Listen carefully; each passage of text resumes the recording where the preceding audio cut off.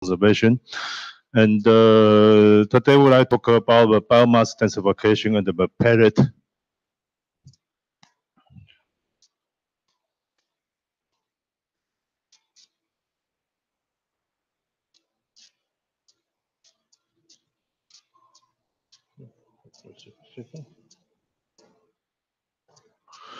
Okay, here is our brief content today. The first one is the introduction to biomass and bioenergy. The second is to talk about, we will focus on the wood pellet and its development, technology, and application. And finally, we will talk about the recent research and focus on the co-firing and the case study.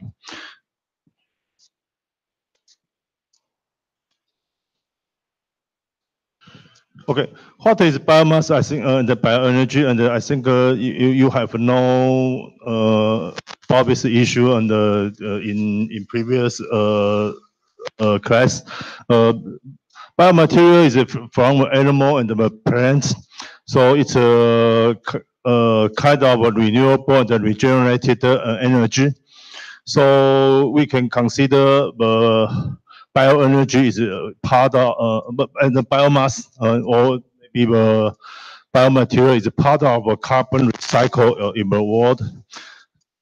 And but utilization, the major utilization is a focus on gasification and the pyrolysis. So that's we use how to use the biomass method. So here we can see the bioenergy routes. Here we can find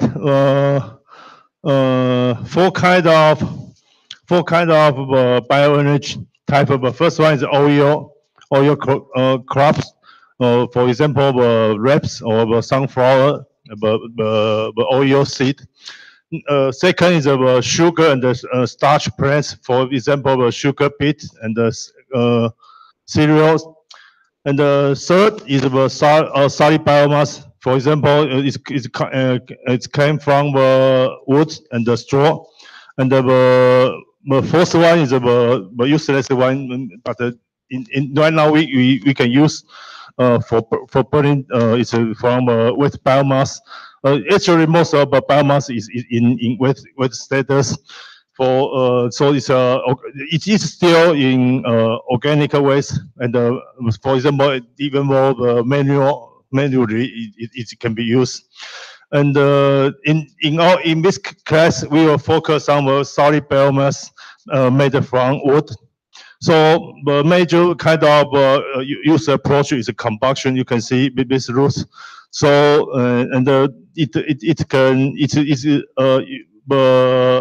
the utilization is focused on heat and electricity. If you want to use the electricity from a biomass, you need another expensive device, and we will talk about later. And generally, the easy to use biomass is for heating. Oh, here we can. I show you the global carbon reduction strategy, and as we know, the carbon reduction is a very important issue in the recent year. So you can see there are 1, 2, 3, 6 kind of carbon reduction method, and you can see the major approach is focused on end use efficiency. You need you can. To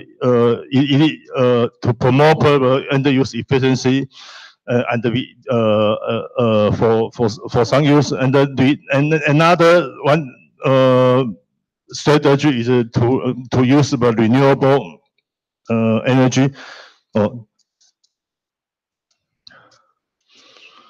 And here we show the basic material is from Wood Energy Outlook 2011. It's about world energy trend. You can see the biomass, the energy from biomass and other renewable is still in growth. However, it's still we still have a lot space can be can be growth in the future. And you can see, for example, the nuclear gas and the traditional fossil fuel gas, coal, and the oil will keep instead in the future. Oh, okay. We will talk about wood pellet. What is a wood pellet? Wood pellet is a kind of solid fuel. It is a category in reused derivative fuel category in 5. It's densified from a grounded woody, a major grounded woody biomass. Sometimes we can use other biomass, for example, bamboo powder is also can be wood pellet material. Its diameter is range from 6 or 8 or 10 to 12, maybe half inch in diameter, and the length is about 1 to 2 centimeter. Water pellet is used of lignin as its adhesive, because we know almost about 1/3 of wood is component is lignin. But its burning efficiency is very high. It's very close to natural gas. It's ranged from 83 to 87%. Most of high quality wood pellet is most content is about range from 8 to 30%. But average bulk density is about 650 kilogram per meter. Heating value, is sometimes we call it calorie. It's about 4.5 kilowatt hour per kilogram, or at a minimum is about 4,000 kilocalorie per kilogram. High quality wood pellet will have a very low ash content, to 1%. Generally is 0.5% to 1%. So that's the major property of wood pellet we use today. Why we use the pellet as a fuel? The major advantage you can see is the volume and the waste reduction. Because of the volume can be at least can be reduced to 1/3 of the original volume, and the most content can be reduced. It can be easy to store. Otherwise, maybe be decay, and so it can be easy to store to store and transport for long distance. And can be stored for at least 6 months. So it's a kind of approach to use waste to resource and energy. If the biomass can be made in pellet, we can have other driver use.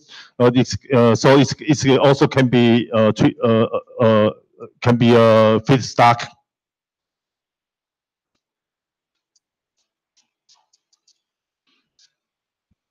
Oh, okay, we will talk about the development of the wood pellets.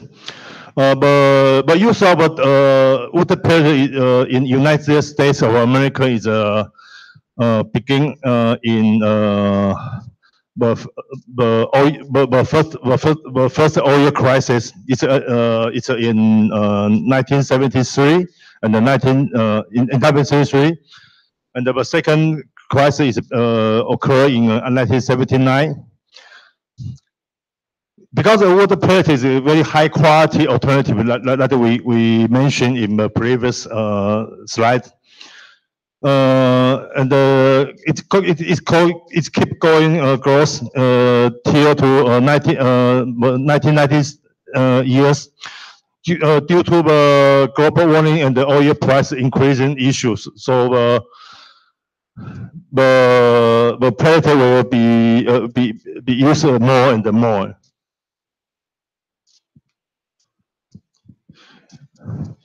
Another country is in north of United States is Canada. For example, in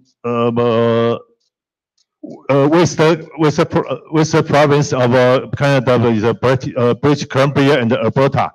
But Alberta is about 70% production of the whole Canada, and its pellet is exported to America and Europe. Because it's a pine is suffer from mountain pine beetle, so it may have a lot of abundant resource in 25 years.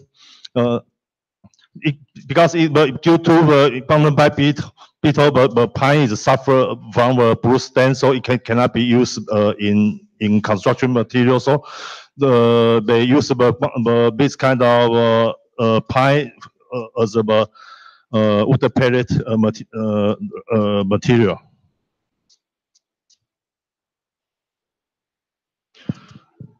Okay, in Sweden is the most successful pellet development country. As we know, they announced they will be an oil-free country in 2020. So the major use of the pellet in Sweden is for heating and electricity. You can see the growth of electricity from 1997 to 2006 is grows rapidly.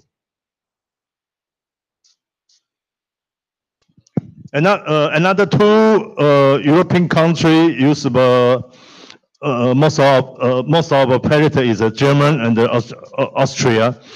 Due to the environmental protection, they are environmental protection leading countries, so they are very emphasize the carbon emission issue.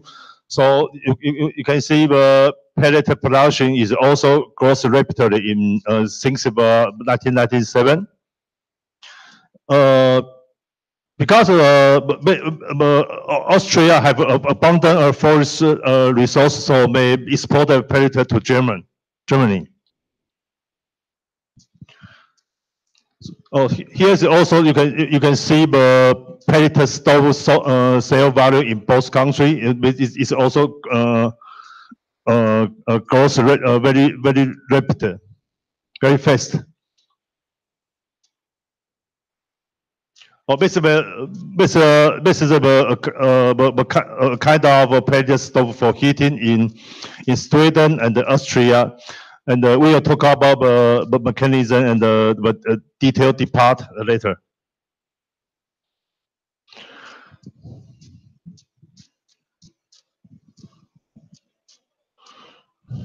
Okay, we will talk about the technology and of the pellet, and we introduce the manufacturing method of the pellet. This is the general production flow pace of wood pellet. First, the biomass is correcting. For example, in forestry, you may transport the forestry residual from the sawmill, and then you smash this waste into chip, and then you drying it in below some kind of some certain level of moisture content, and then you may transport to the pellet mill or the pelletized plant. And in pelletized plant, you need to densify this material. It needed to be heated, and then finally get cut into the, we talk about in previous, it's about 1 centimeter to 2 centimeter long. then you needed to cooling this pellet because if you're not cooling the pellet in the storage, maybe sometimes this pellet could be explosion. After cooling, you can packing it or maybe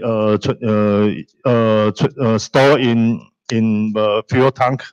You can sell it and transport to end user, and the end user can very easy to storage.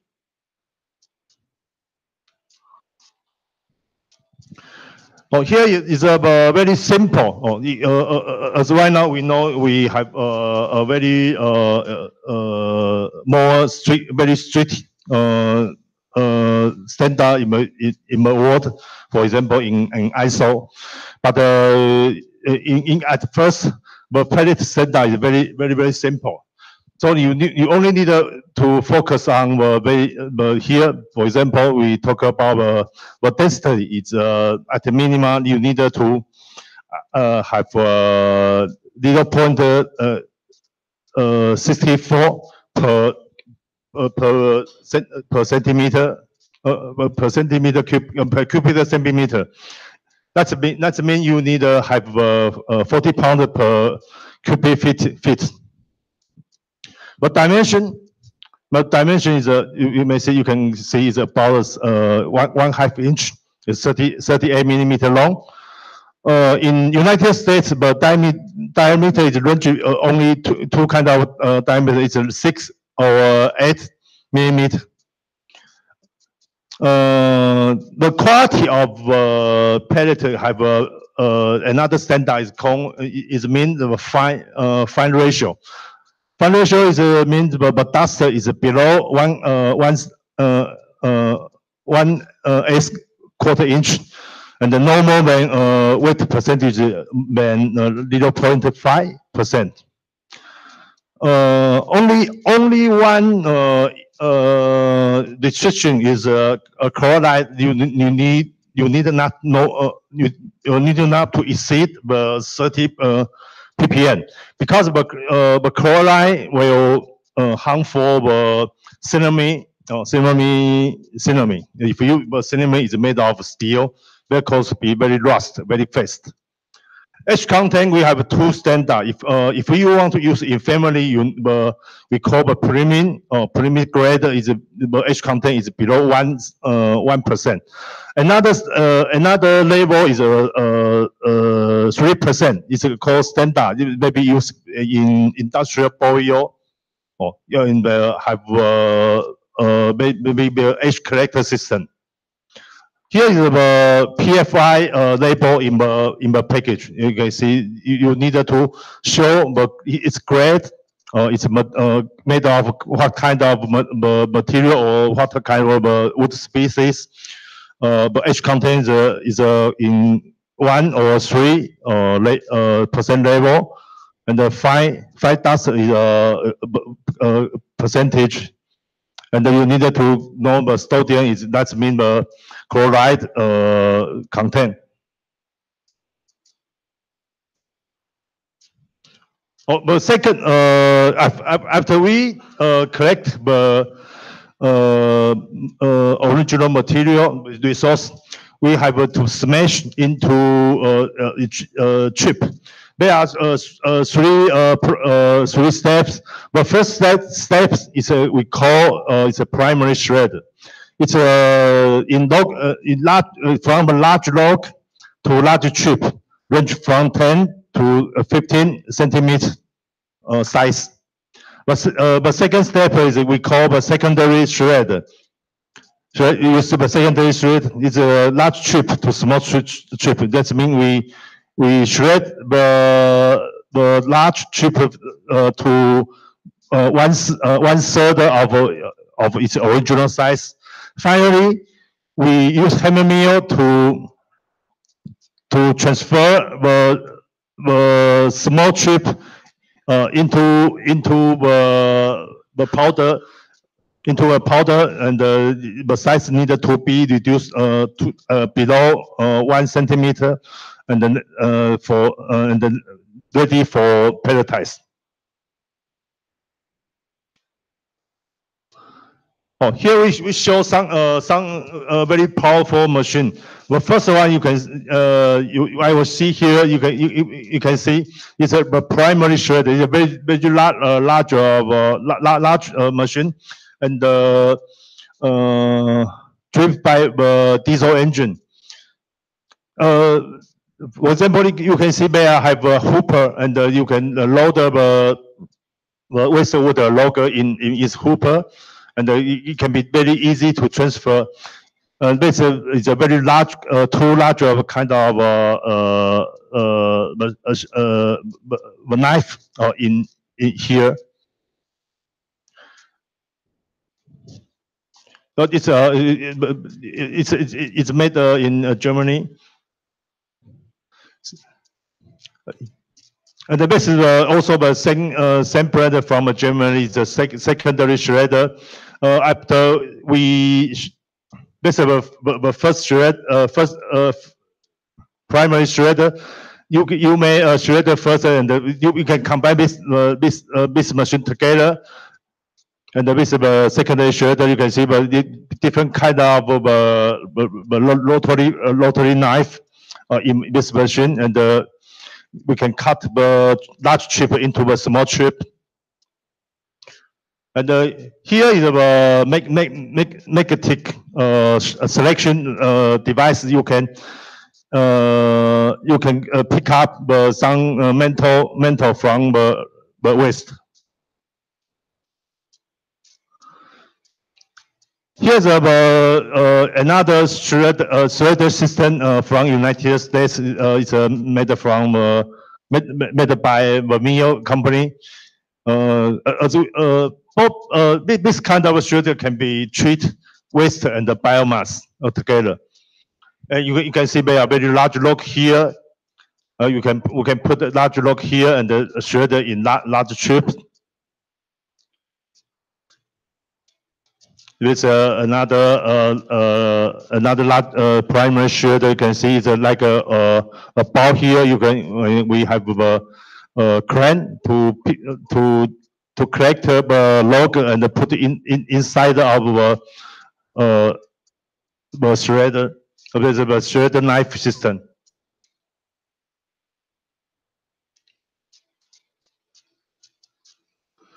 Okay, after we mesh into the chipper and powder, and then the next step is needed to be remove the water. So we need to use the rotary.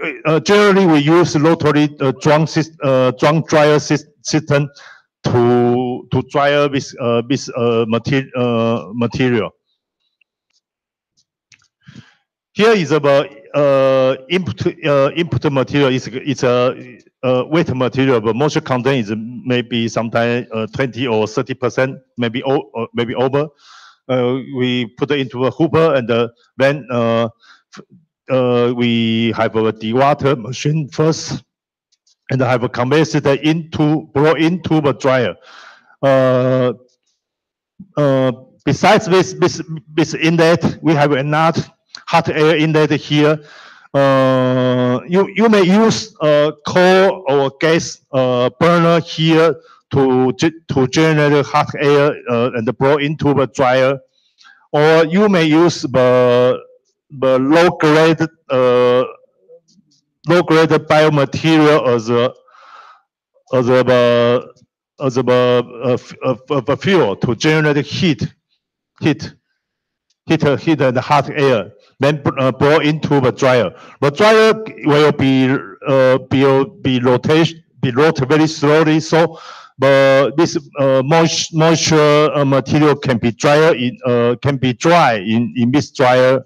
So you can see there's a hot air blow into the dryer and the rotary, and then you can see we have a screw bladder in the dryer. Finally, the dry material will be collected from this discharging device, and there is the dry material, and the cyclone discharger and the hot air drop fan, and to emission out of the waste air.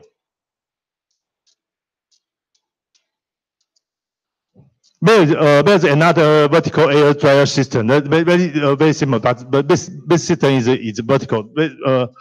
But this one is horizontal. This one is vertical. It's designed by another company, and you can see also we can put the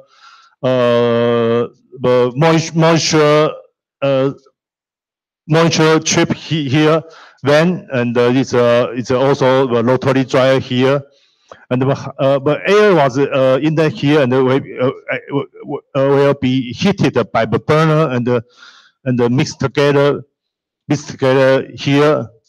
And there is a collector, dust collector, and so the large chip will be dropped out and collected by the system. Fine dust will be, and the waste hot air will be emitted out by this system. So it's a exhaust fan here, and the waste hot air will be emitted.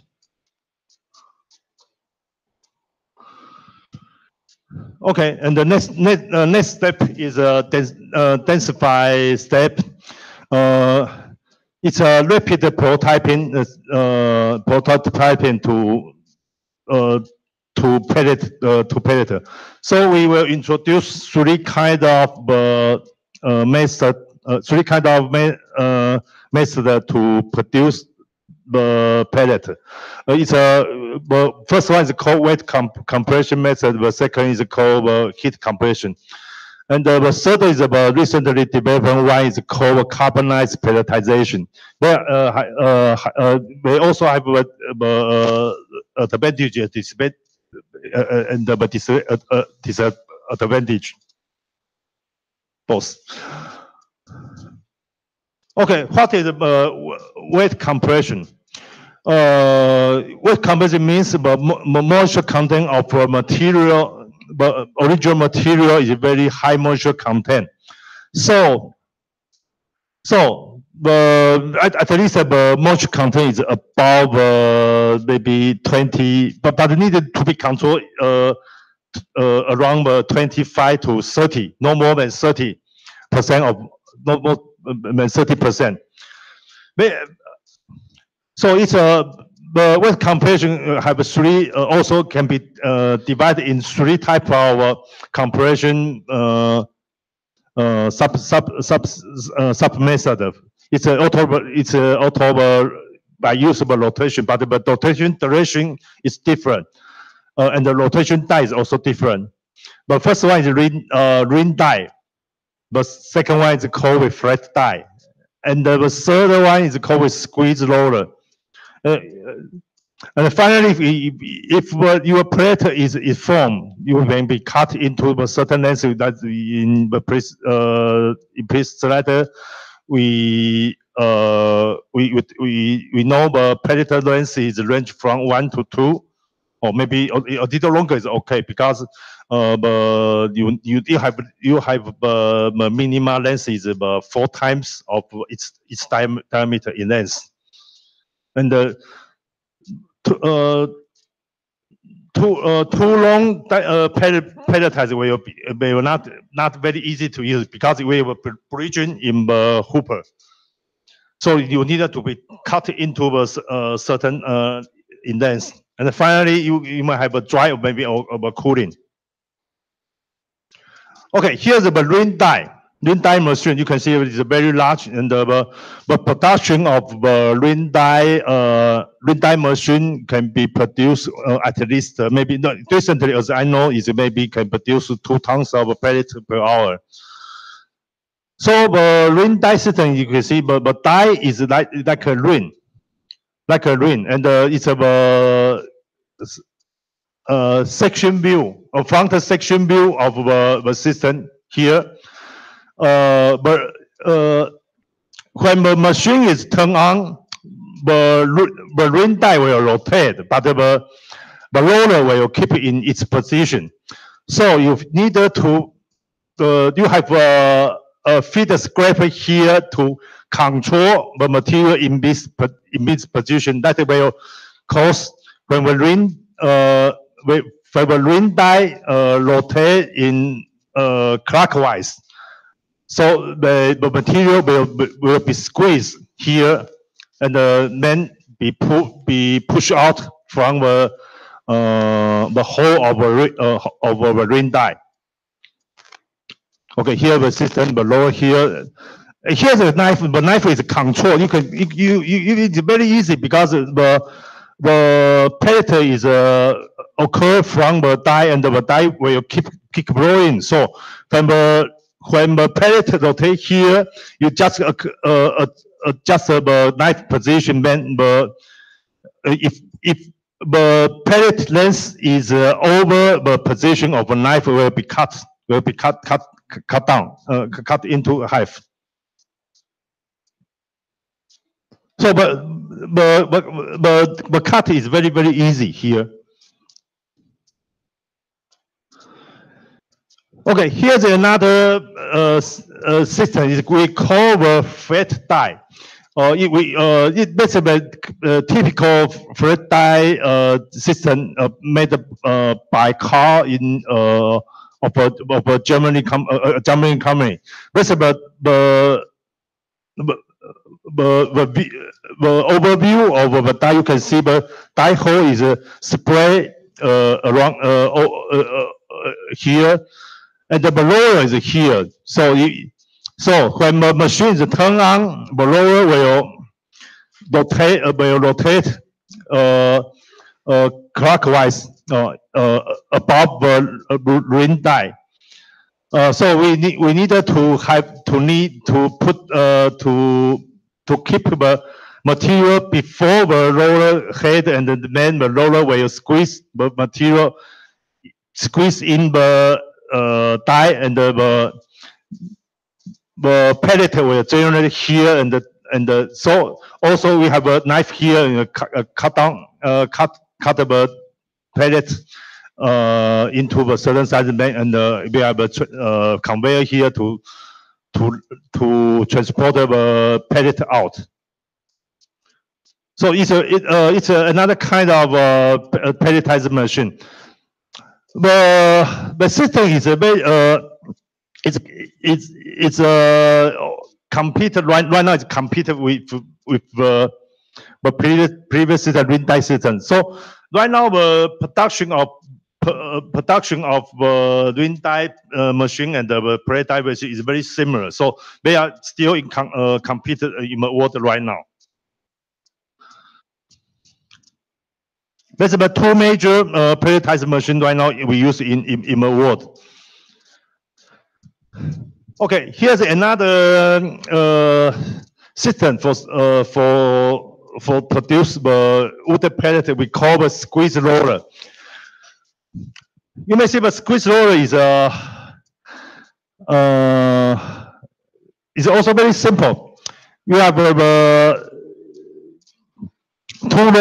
two die system, but it's not a hole. It's not a hole. It's just a small cave above the two roller.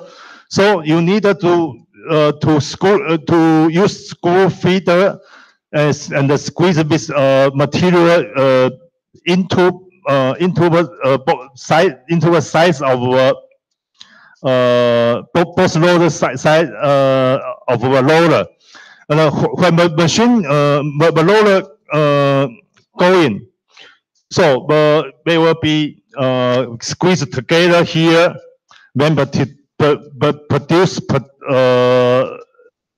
the product here. This kind of product sometimes we may cause is a breaking. Sometimes with a small breaking, very small breaking. Also, the size of breakage maybe sometimes range from 1 meter to 1 centimeter in diameter to 5 centimeter in diameter. This machine is not a major strain right now because the production level is very low compared to the previous two systems, the ring die and the flat die. So, but production is very low. Okay, we'll talk about another heat compression method. Heat compression method generally used to manufacture large size of product. It's also very popular. Some boiler will need can only be used but large kind of biomass material. We also call in it's a kind of material is a briquette or like a cake. Like a cake, we break it very large size. At least you have many 2-inch in diameter and 1-inch in thickness. It's like a hockey. Similarly, we needed to smash the material and dry it and then mix, blend it and mix. Maybe sometimes we needed to have to adhesive it together and the compression it and the cool and the packing. So we have two kind of compression method. The first one is a single screw extruder, and this extruder is very similar to the plastic manufacturing. And then another one is by piston extruder. It's a very slow. It's a very slow, but but it's much very easy to maintain. So still have some company to use this kind of system. Okay, here the single screw extruder is very similar to plastic manufacturing method. And you can see, and also sometimes if you even though you can use the plastic single screw extruder to produce the large bracket. Okay, here is the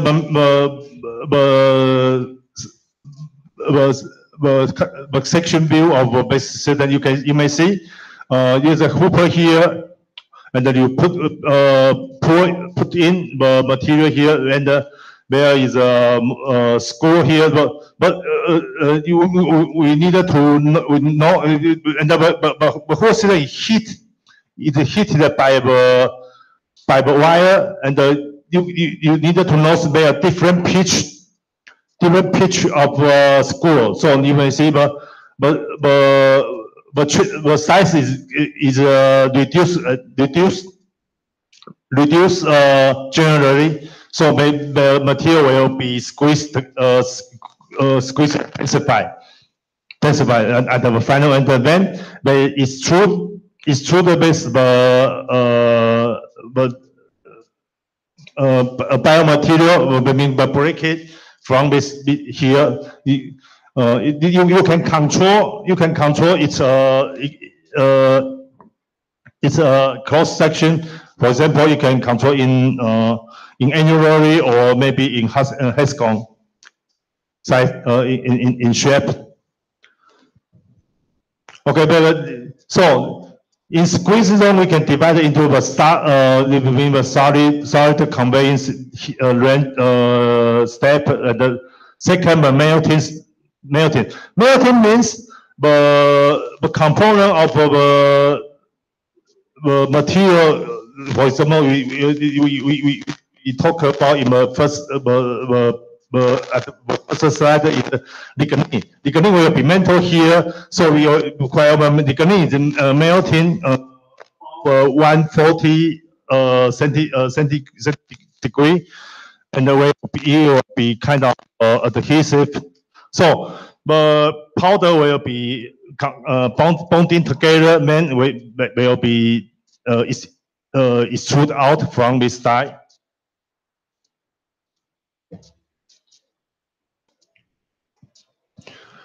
Okay, here's the piston extruder system. Very similar, but it's a back but you may see there is piston back and forth moving, and similarly we have the material pulling here, and we have a screw down here. Then the piston will squeeze but squeeze the material and densify it and push out step by step. So it's also will generate a large size breakage.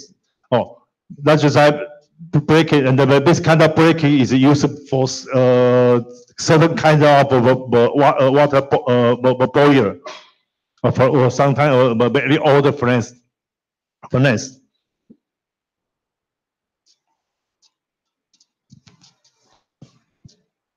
Okay, you can see that needed to be breakage. The breakage will generate here. So maybe the cooling line here is by natural cooling. Okay, the third one, final one is about carbonized pelletization. For some kind of special kind of use purpose, but we need the carbonized pellet. First, the biomass will be carbonized first. You may remove some to remove some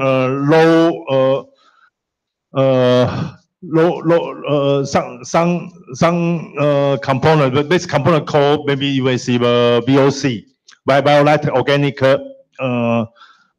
component.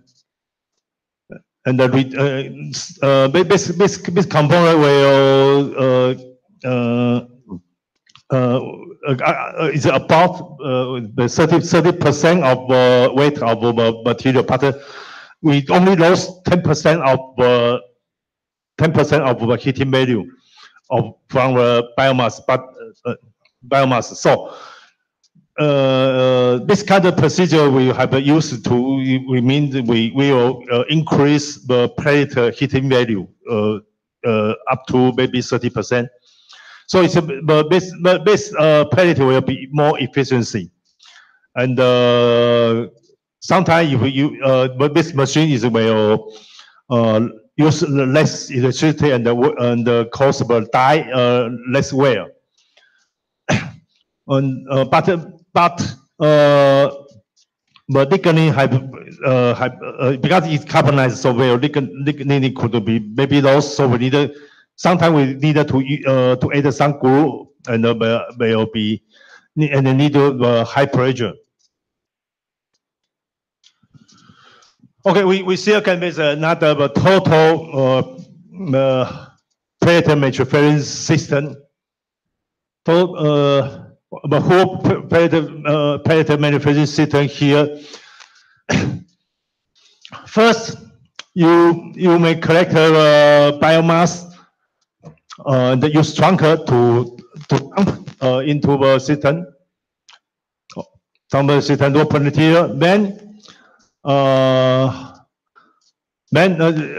this material is actually is treated by first a primary thread and the secondary thread. Then you use the hammer mill. No, sorry. Some if you have other material for kind of metal and the heavy part, you can be by make selector metal selector to make it by magnetic and to collect this metal and here, and the treated by hammer mill and smash it to very small size and dry it. But in this system, you use the belt dry. Belt dry is a very much it's much more it's small scale. Then store in silo and for dry dust, and then if you want to begin to produce to manufacture a pellet, you need you just pick out this material and condition it. You may use water to condition its moisture and use structure to as adhesive. And it's a blender, the maturing container to blend it, and deliver it to the pelletized machine. Here you use the ring die machine here. After the pellet is produced, we just use conveyor to cool it. It's okay, and sieve it because we mentioned in the first, the pellet cannot be contain too much fine dust, and then store it inside of fighter, and you can transport to the user. That's the whole here.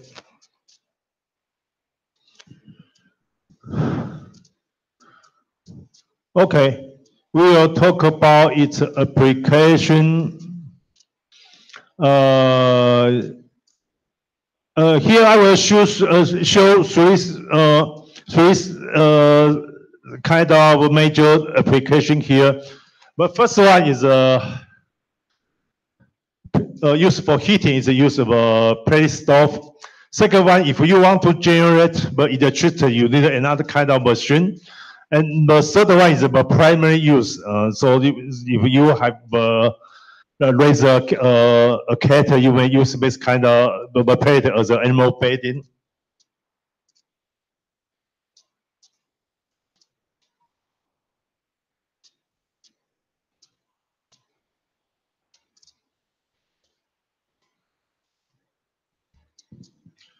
Okay, here's a very typical pellet stove here. But if you go to go to the United States, maybe in Washington or Oregon, in the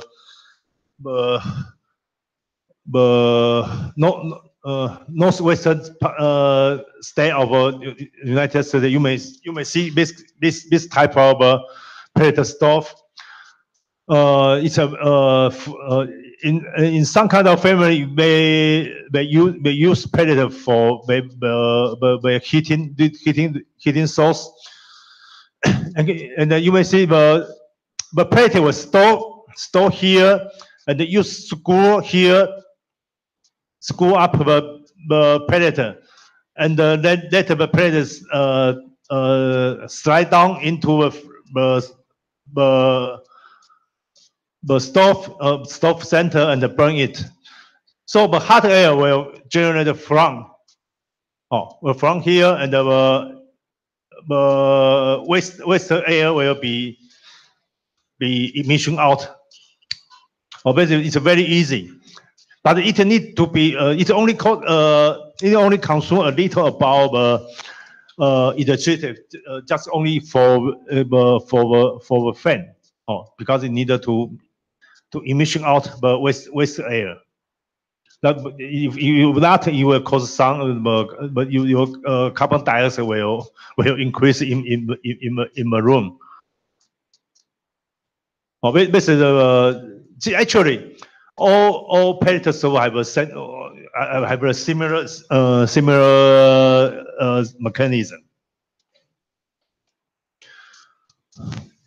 Okay, here's the entire household pellet heating system in Europe. You may see because it's a very long winter in Central Europe and Northern Europe, so they needed to have a very large tank to store the pellet for the entire winter. So the household system will call a fuel tank of pellet. Before the winter begin. So they use the fuel tank to transport the pellet. Because the pellet, the small pellet, the characteristics is very similar to the fruit, so they can be transported by this way.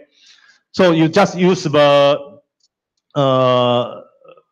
tube, and use high pressure air, you can push the pellet into the house tank, and the diff used for entire year. So this the inlet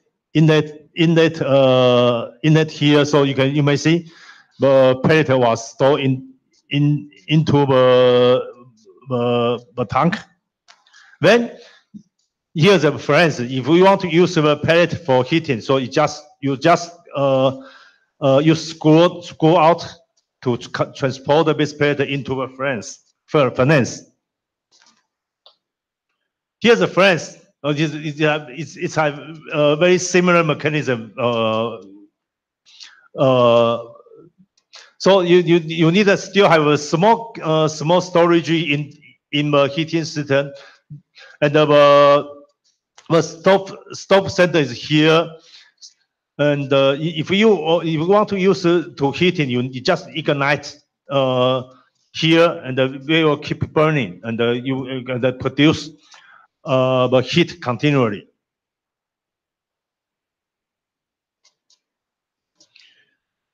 And the pellet and the pellet stove can be in small size and of a small packing. Oh, if you go to maybe in the supermarket or warehouse, you can buy maybe 20 pound, 10 pound, or even over 40 pound of the pellet, and for like this kind of package, and it's very easy to transport by the trunk, and you just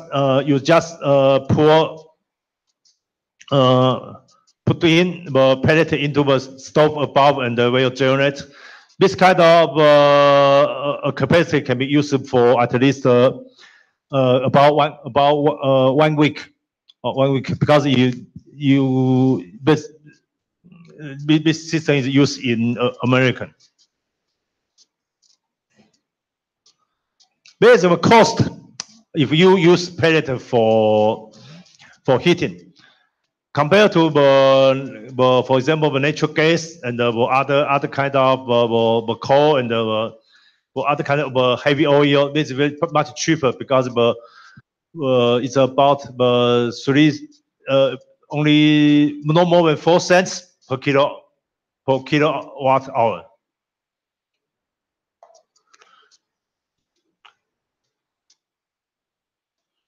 This is the pellet price in Europe. Austria, for example, is in April 2007. You may see in winter, the price is higher, but in summer, the price is lower.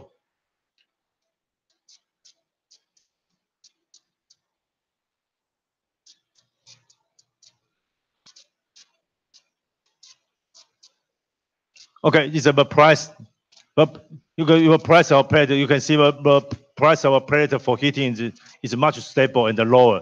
But if you use the fossil fuel, you will be increased gradually and much higher than the pellet. So in United States and Europe, more and more family use the pellet for the heating source.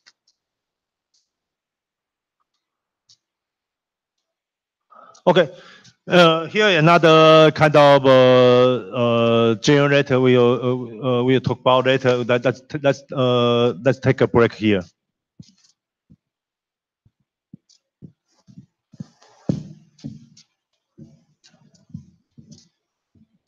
The cost will be will take about 5 minutes. The course will begin on. Oh, sorry. The course will begin on 12:50. Oh, 12:50. Thank you.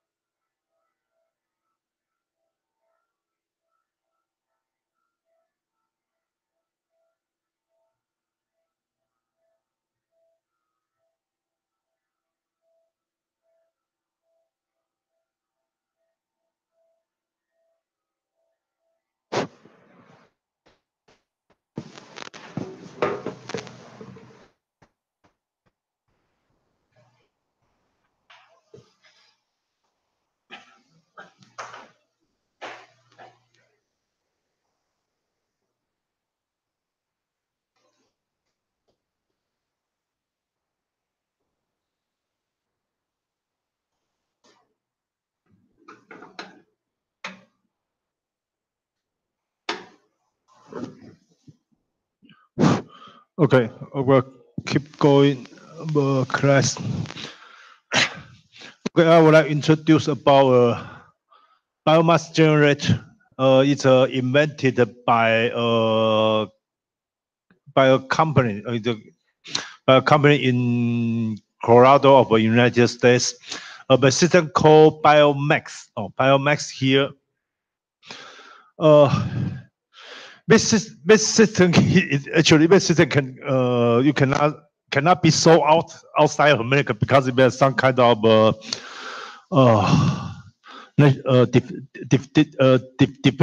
defense secretary, because of the defense of our department in United States control this system, because but the reason is if sometimes launch the war, and most of the electricity will be damaged So they hope they still can have the controllability during the wartime. So may need the biomass to generate the electricity at the final stage. So may need this kind of system.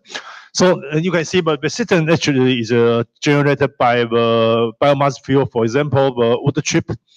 Actually, sometimes this kind of system you do not need to use the wood pellet, but wood pellet, if you have a large wood pellet in storage, that's okay.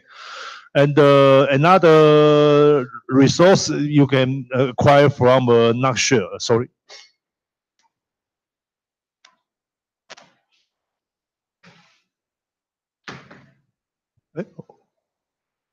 It's popcorn.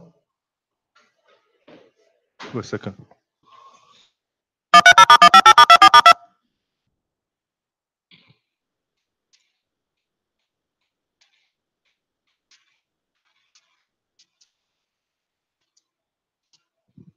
Oh, sorry.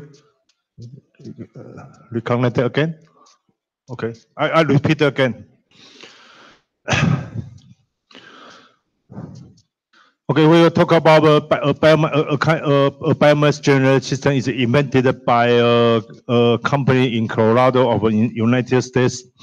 This company is controlled by the defense of the Department of the United States, because during wartime they hope they still have electricity available at the final stage, because the electrical grid will be damaged in the wartime.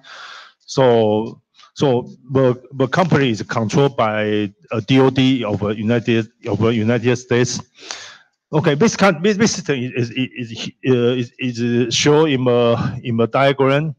As we mentioned before, if you have a lot of water pellets in storage, that's okay.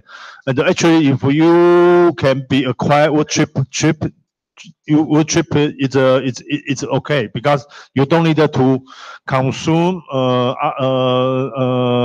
extra energy to convert the wood chip into pellets. Another good biomass resource is nut shell. For example, the walnut shell and the coconut shell is also okay for this system. First of all, the biomass resource also needed to be dry. Air dry is okay. And the sun integrated system will use the waste heat to waste air to heat this biomaterial. Then they be put into biomass gasified. It is the gasification process. During this process, the solid biomass will convert into the gas. We also call it the biogas. The biogas contain about 20% of monoxide and 80% of hydrogen. and the 2% 2% of CHO4, and the other is carbon dioxide, water, and the nitrogen.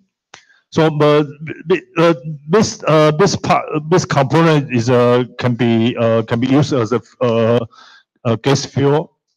Then the gas will be cooling and cleaning. Why we needed to clean this biogas? Because it's generated, it's converted from the biomass, so it will contain a lot of tar. tar, you call tar. The tar is very sticky, so it will harmful to the engine. Then the biogas will induce to the internal combustion engine. For example, you can use if a gasoline engine is okay. Maybe sometimes you may induce in the diesel engine is also okay. And okay, before we start this engine, we need an extra startup fuel.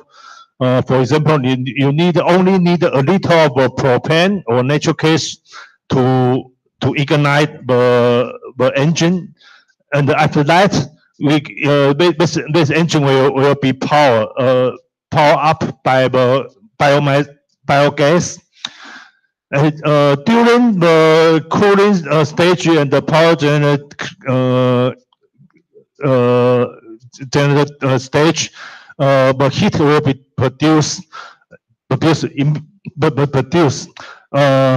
In this system, the heat will be recycled to heat the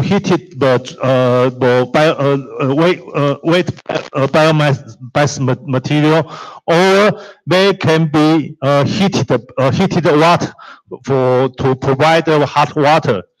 Then, if we connect power generator to the engine, so the electricity will be produced. Totally, if the system will be very well, but water energy conversion efficiency can be up to 80%. That means 80% of heat will convert into can be used. So this system, so totally, if we combine heat and the power system, the total efficiency will up to 70%. Okay, here's a biomass integrated machine. Here, you may see if you use this system, you can storage extra electricity into the battery during the off-peak time, and they can provide the extra electricity during the peak time. So the biomass system it's like a platform. Right now we use internal combustion engine. It's okay, and if you can use the heat, you can use the waste heater to drive the steering engine. Also, because it also the gas contain the hydrogen. They can be used as in the fuel cell. That's also generate the electricity. And if you not use this three above system, you may provide as a fuel to a micro turbine, but micro turbine also can be generated by electricity. Right now we have another system can use a micro turbine to generate the electricity used in commercial scale.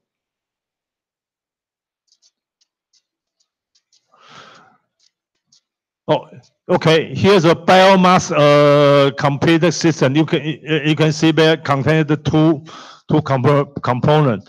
This one is gasified. This one is gasified. The major gasified furnace is here. This kind, as I know, the gasified. Right now, we have two kinds of gasified.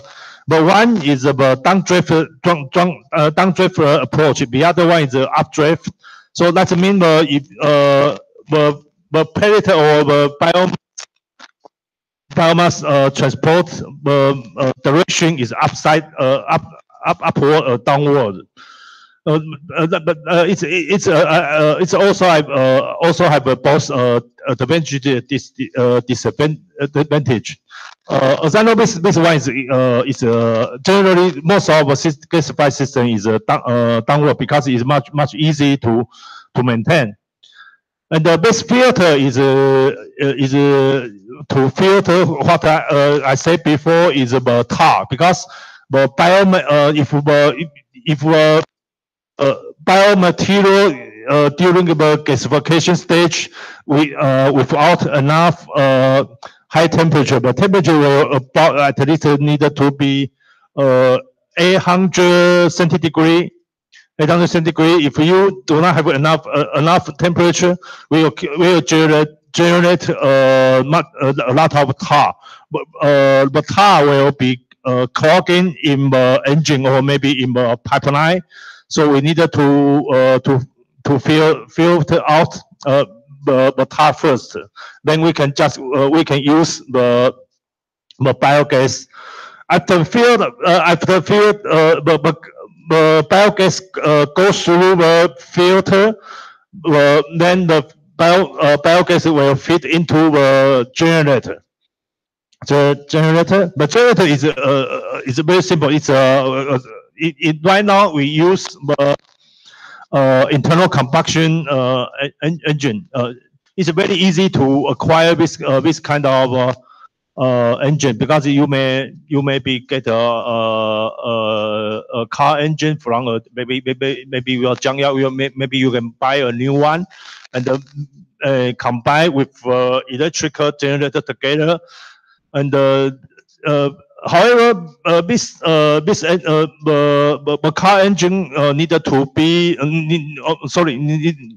not need a carburetor or a fuel injector system, because the fuel is in gas status. So we just input the biogas. It's okay.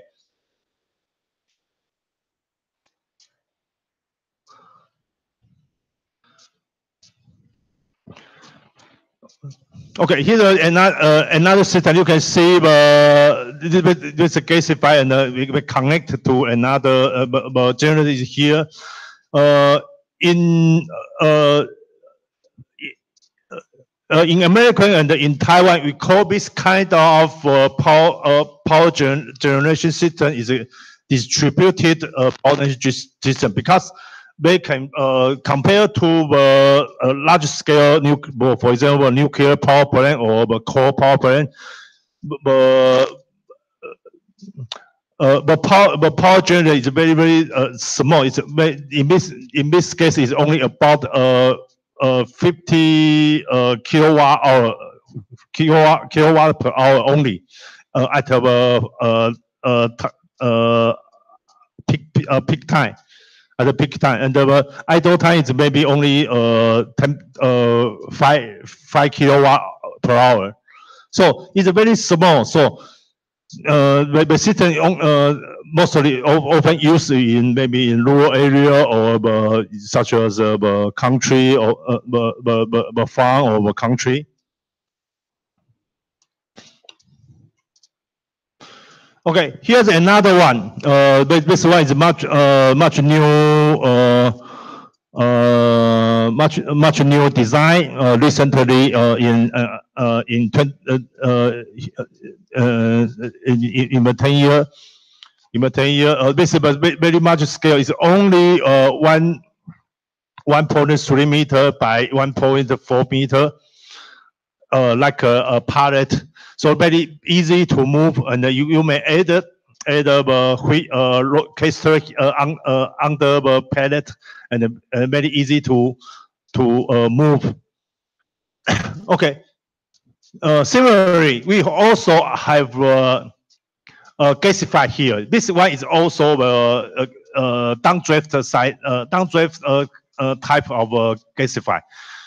And you may see this is a feedstock. You just put in for example pellet and wood chip here. Is a hooper here. But container can be used for 1 day, for all 1 day. So you needed to be refilled every day. And may I have a drying room? But drying room is use of waste heat to drive pellet or wood chip biomass here. And the waste here will exhaust out from this.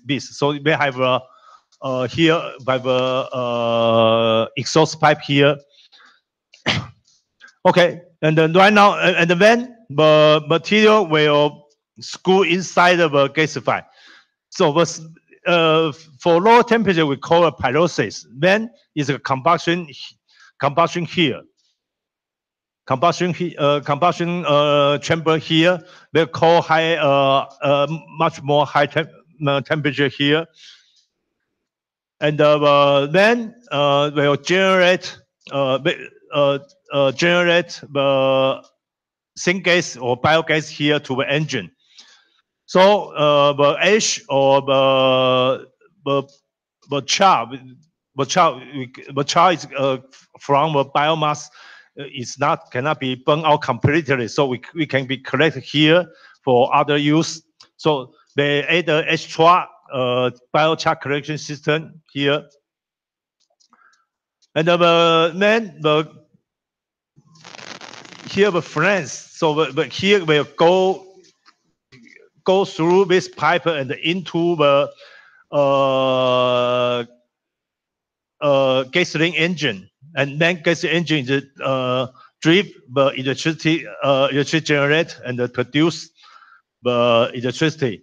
The complete system is about at the top speed it can be generated 20 kilowatt per hour.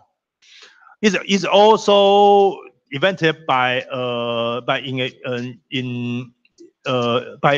United States company, and this is an open source system. So if you have interest in, you can get one very at a very maybe affordable price, and they don't have any patent in this system, so you can be modified very easily.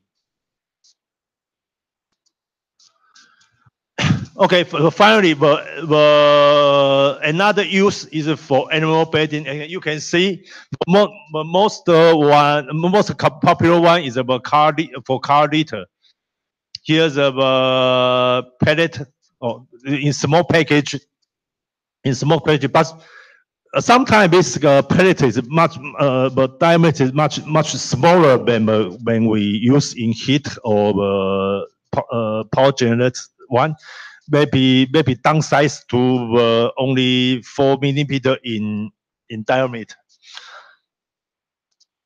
and make it be very easily disposed into the water. So if you the pellet is used, you can just put away the pellet into the toilet. It's okay. So we conclude why we use the pellet. But the advantage is here. It's listed here. The first one, is a very high quality fuel because it's a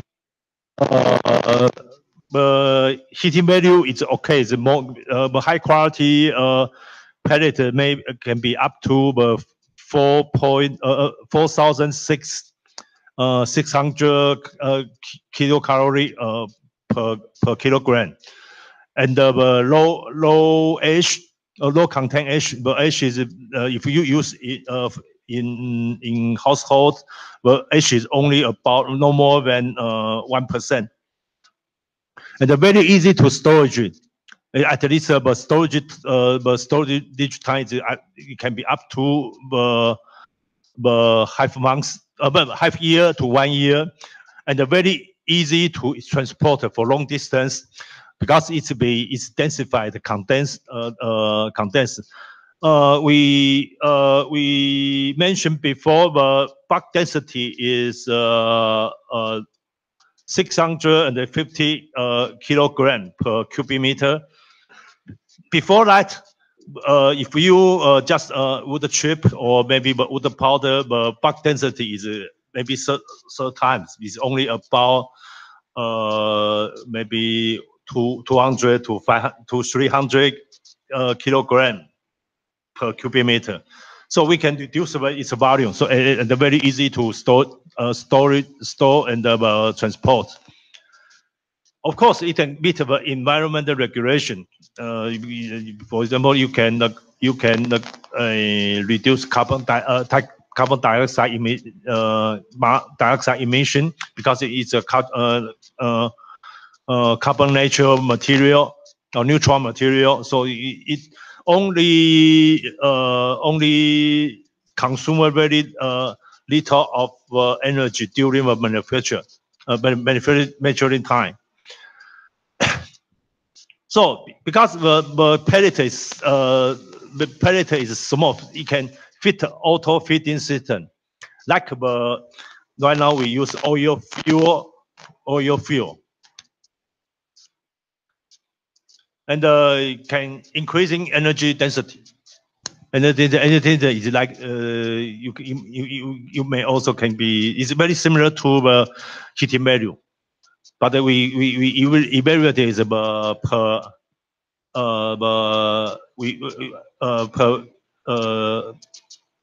but unit is similar, but we evaluate in similar method.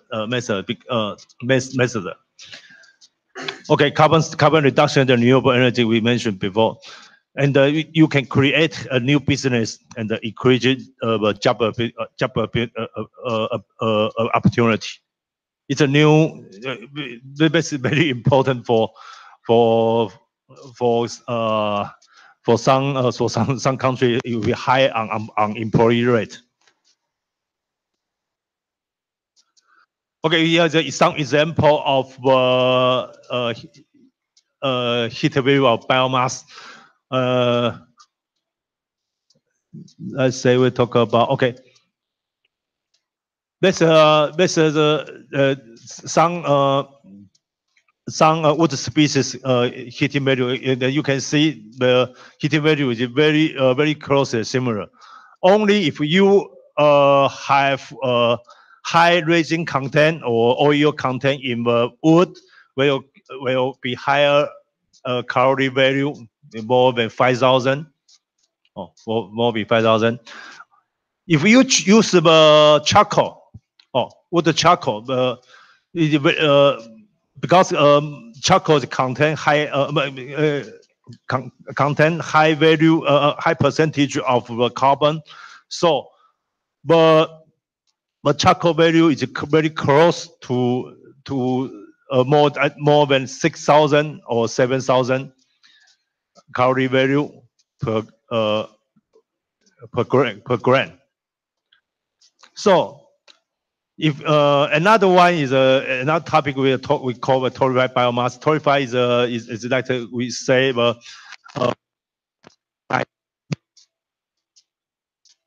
biomass, so we can increase the wood heat value up to 5,500 calorie per gram.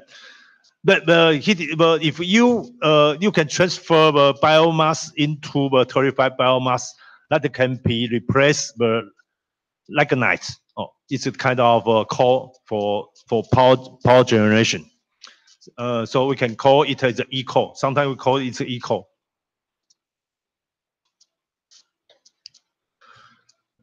Here's our recent research on the wood pellet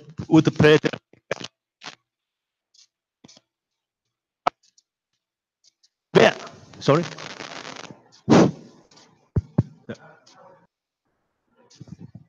Okay. Wait a second. Okay, I change another one. Okay, what is co-firing? Oh, here we show four kind of approach to co-firing biomass fuel and fossil fuel. The first one we call it direct co-firing. That means we mix biomass and in here we use pellet mixed with fossil fuel. For example, we use coal mixed together into the same furnace to burn out and generate heat. That means direct co-firing.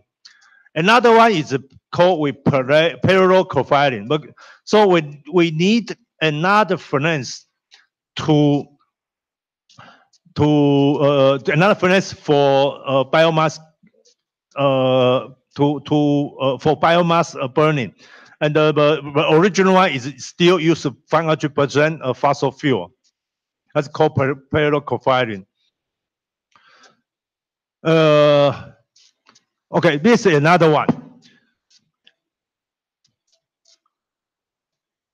This one is called indirect co-firing. Here we have two.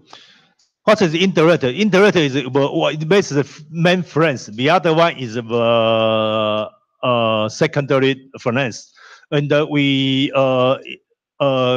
connect the two the major one and the minor one furnace together by the pipe. So we put the fossil fuel in major one and the biomass in minor one. So they can be generate the heat to maybe or the gas into the main furnace. And the co-firing with the biogas will co-firing the fossil fuel together and generate that heat out.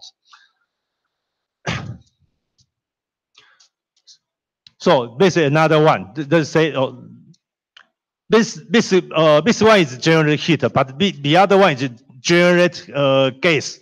That's a gasify. We use gasify here. So gas is from the biomass gasify here and into the furnace. So this is another indirect co-firing.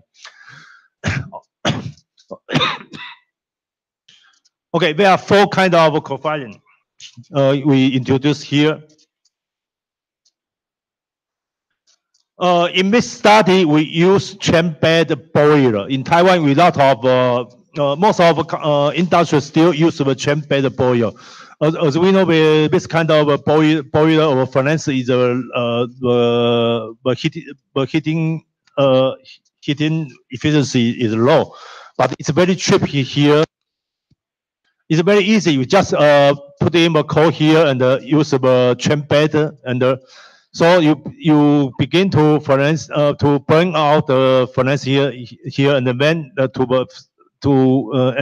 you just control the chain bed speed and when the coal burn out this ash and the small carbon will be correct here.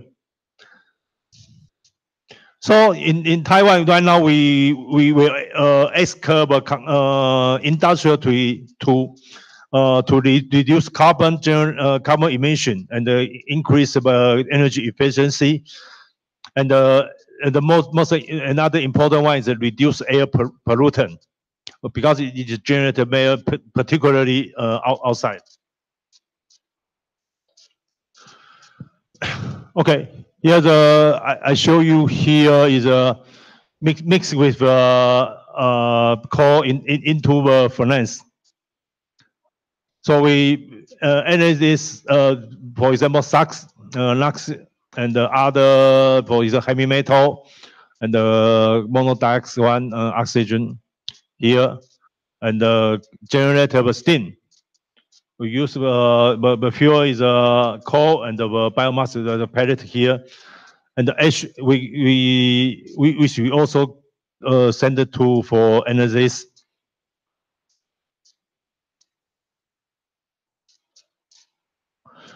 Here's our combustion result, and we observe the boiler furnace.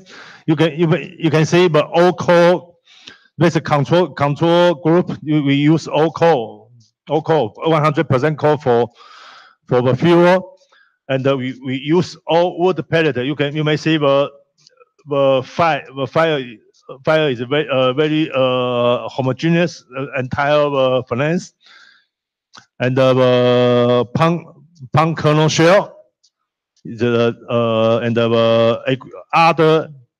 other waste. So you may see the flare type, but since the wood pellet is have a very high burning efficiency.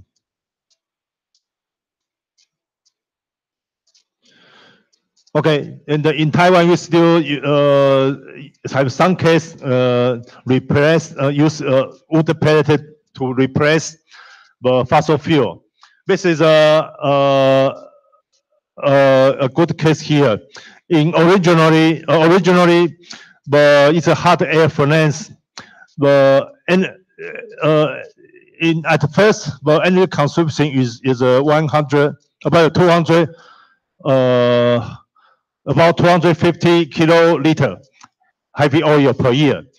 After we replace it with the pellet, the carbon reduction can be reached up to 762 tons per year.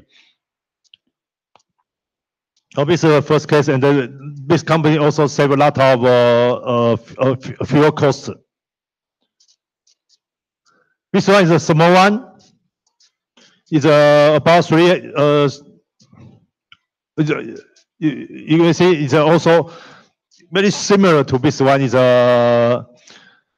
600,000 kilocalorie heat oil furnace.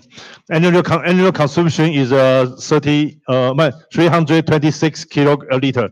So the carbon, because it's a burn 24 hours a day. So if we read that's the original one, we use the heavy oil as a fuel. If we replace the pellet burning system, so you needed to replace this unit here. You press here, and so the carbon reduction can up to be 1,000 tons per year.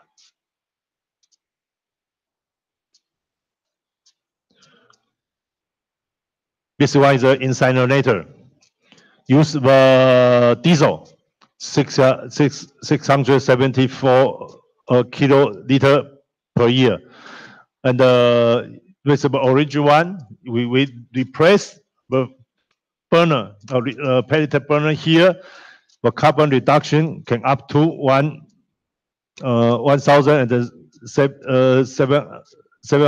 763 tons per year.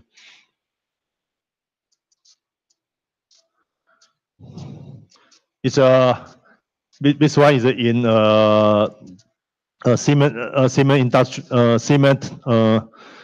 industry. It's a consume near 4 million kilocalorie hot air furnace. Consume heavy oil very much up to 4,000 kiloliter. So if we put this is the original one, heavy oil furnace, and replaced by the pellet furnace burner here. The carbon reduction is can be reduced up to 30,000 tons per year.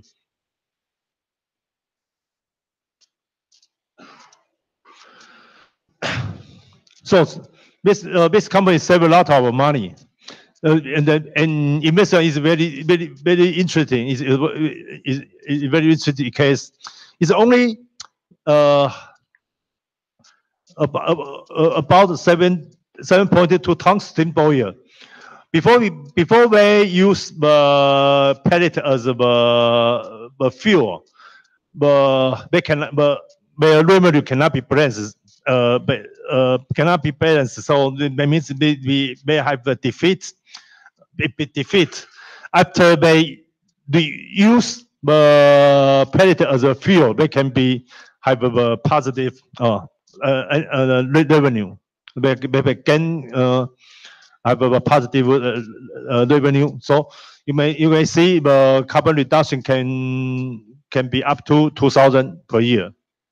We have two. We have two here. So they replace the original, basically the original one with heavy oil, and the replace this one is a very pellet furnace.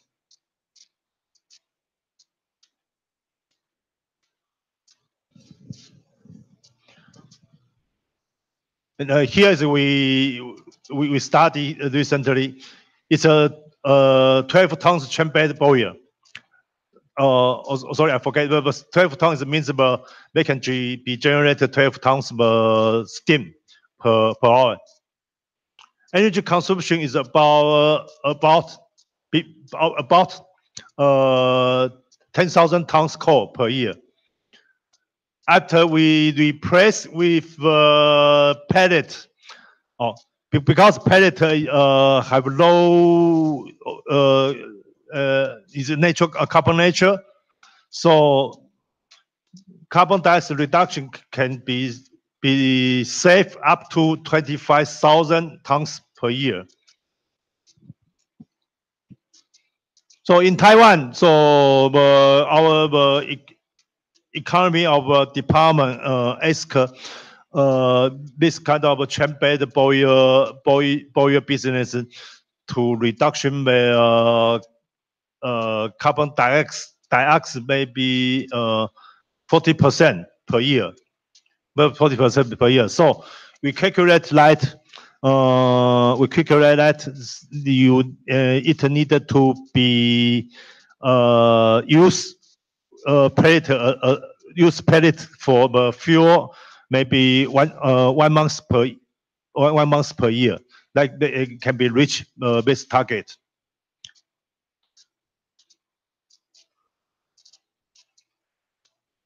Okay, I will forget someone. So in our co-firing study,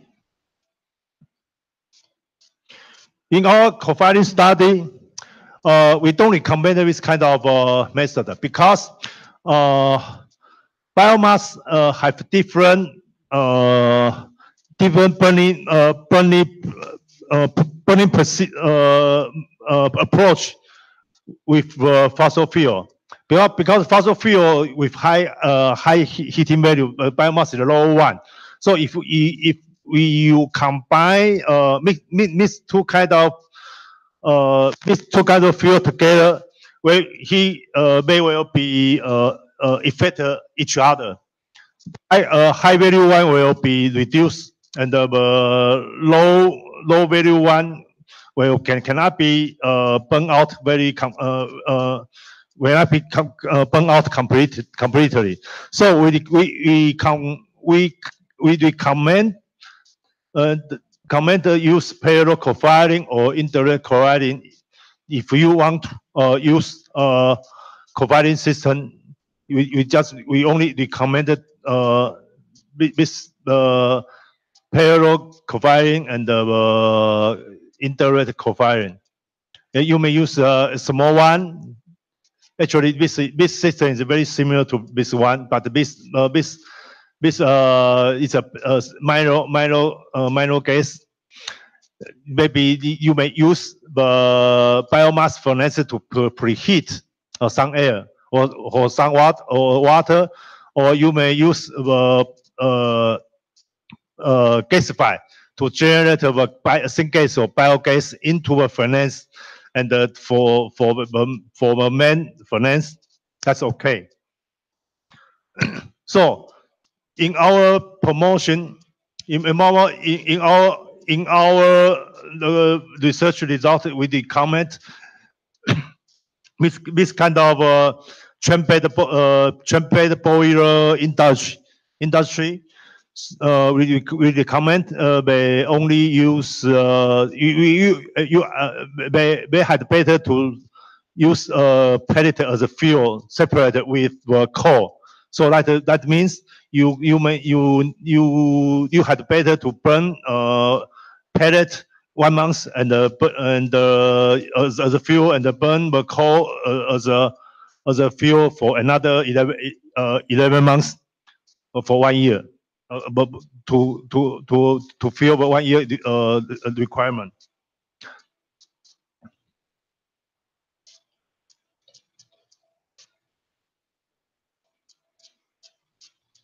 Okay, finally we go to the conclusion.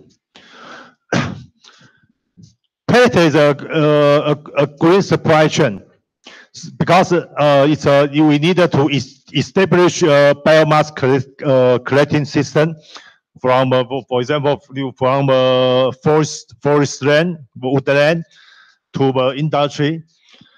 So you need to have to also establish a biomass process plant, even large one or small one is okay. In policy, this kind of business needed to subsidize.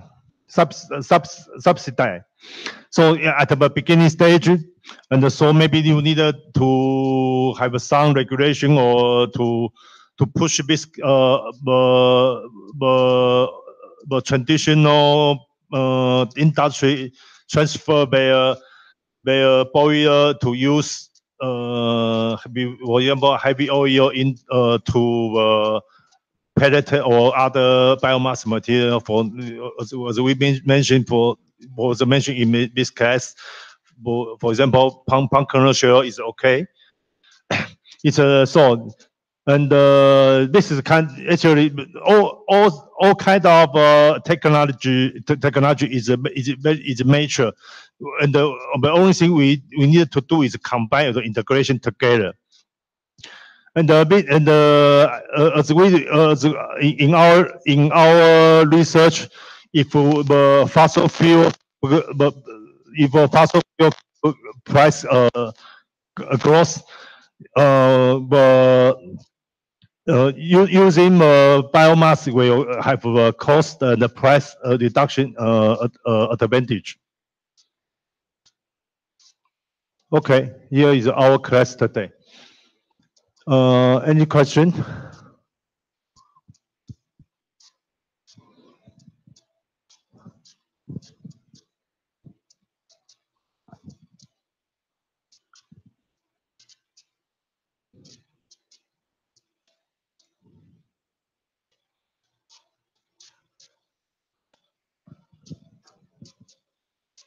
Any question?